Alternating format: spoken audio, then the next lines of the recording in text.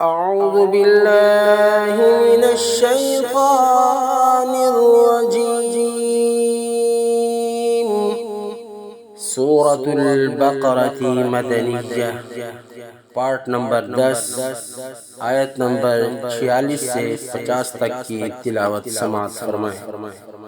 बिस्मिल्लाहिर्रहमानिर्रहीम।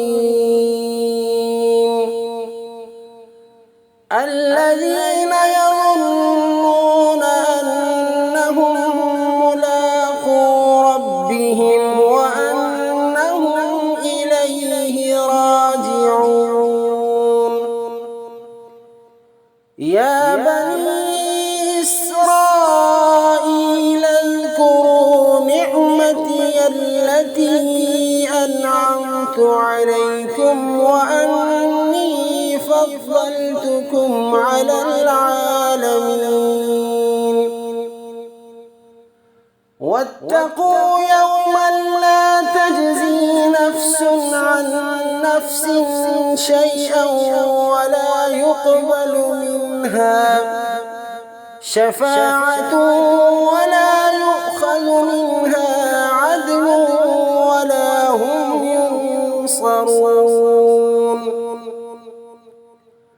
وإذ نجيناكم من آل فرعون يسومونكم سوء العذاب يذبحون أبناءكم ويستحيون نساءكم وفي ذلكم بلاء من ربكم عظيم.